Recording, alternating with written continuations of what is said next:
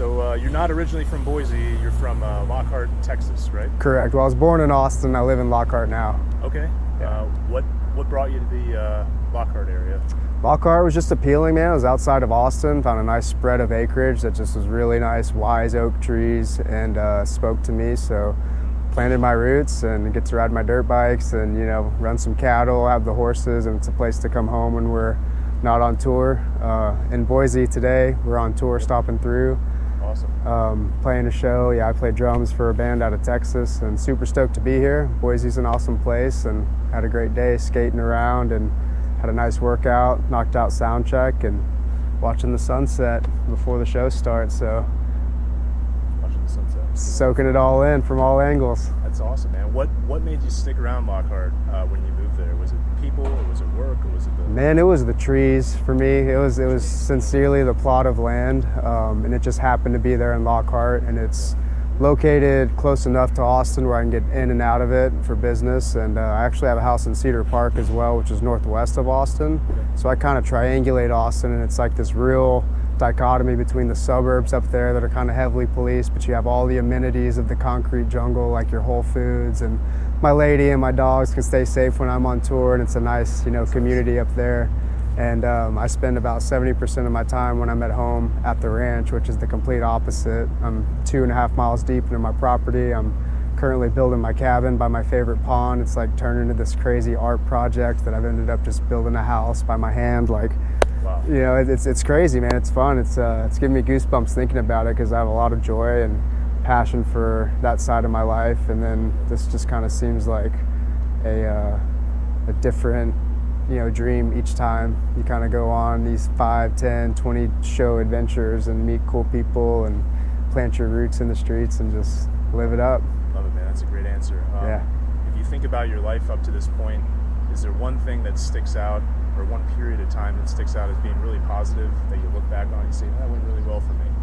Definitely, yeah. My early teens. My dad introduced me to skateboarding early on, and as I told you right before we started all this, when I was born, both of my feet were so severely clubbed that the doctors had to do a bunch of surgeries and kind of prepare my family for, hey, your kid may never walk, he might not run. I was in a wheelchair, cast up to my hips, so I was 6 years old, and I was a little bit late to the party, but, you know, by the time I got out of the chair, I ended up, you know, not only walking and running, but skateboarding and snowboarding and mountain biking, motocross, and finding all these outlets and passions that I wasn't able to kind of get to there in the earlier years. So I think by having my parents kind of double down and not treat me any different and just expose me to everything when I was growing up was a real positive time leading into my early teens when I kind of caught stride and developed a little bit, and ended up being on a skateboard team and was sponsored and got to travel the world as a kid and compete and do what I love, you know, and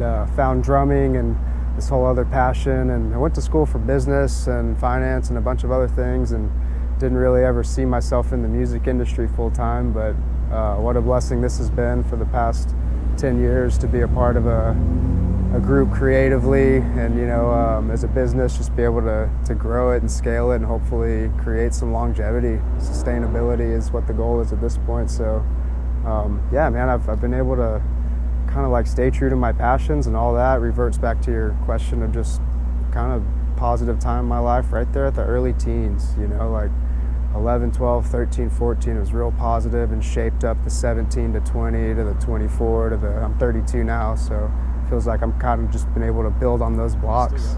Yeah, for sure. Do you attribute any of the pursuit of that passion resulting from like maybe a period of time when you had less physically, where it was like, wow, I really took that for granted and I'm going? Absolutely, yeah. You know, it's crazy because I guess it'd be, what, 26 years ago now when I, you know, officially got out of a wheelchair, but you remember it like it was yesterday, and you remember the feeling of stagnancy and kind of looking around and being perceived a little bit different, and you know, you almost limit yourself in your mind at a certain point when that really sets in and the stagnancy becomes who you are. So for me to break free from that and to almost use it as some of the fuel for the fire sometimes, if I need to tap into something pretty deep, it's just, hey, remember what you've come from, you know, the miracles have already transpired, and every day is a blessing, no matter how you slice it. I've been bit by a rattlesnake, been T-boned in an Uber. One of our tour buses caught fire, burned to the ground. We lost all the gear except my drums, actually, because they're made of metal. So it just kind of changed the patina. It was a crazy deal, but we've kind of been through, some trials and tribulations that have made it all worth it. Because I think without all that along the way and shaping up the journey and the story, I think it would almost be as bad as sitting in a wheelchair. So it's kind of this crazy contrast between the safety of what one ensues versus kind of being exposed. But I'd choose this any day of the week. I guess is what living's all about. As you say it in that way, because those struggles helped formulate a positive trajectory of your life, is there anything that you would change that didn't go according to plan? Or anything you do differently? Man. Wave a wand, make different? It's I don't think so, because my dreams weren't this cool as a kid.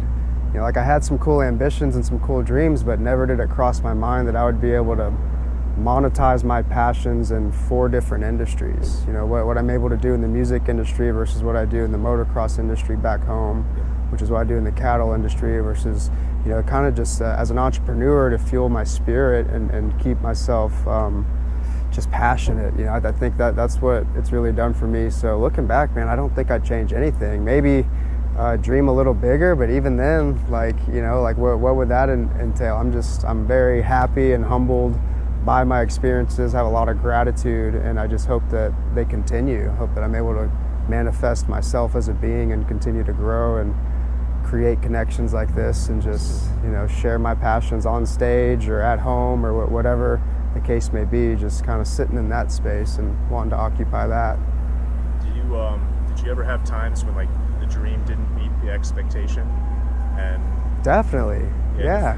Maybe process. Oh yeah, for sure. Yeah, and I think that's going to be, that's going to transpire the rest of time, right? It's what do they say, don't meet your heroes, one of those things where it's the Wizard of Oz behind some of the things, but at the same time, because of what it's brought on the back end with the experience, then even those things that maybe I thought it would be a little bit different in my mind, I wouldn't change it.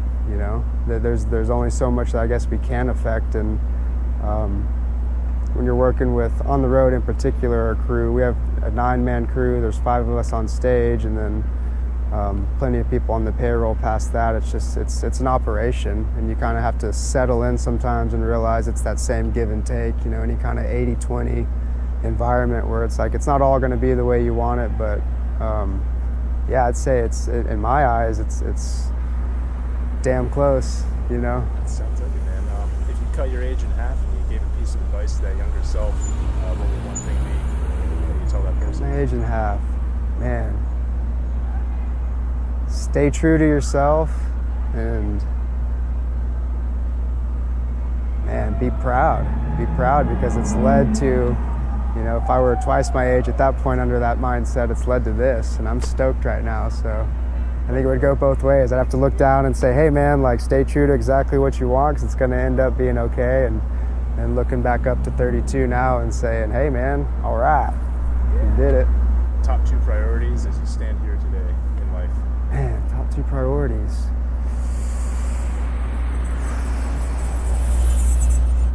I'd say always having gratitude and creating as many positive connections as possible with whoever, all walks of life. Yeah, beautiful words. Thank you so much. Appreciate the Cheers. time. Yeah.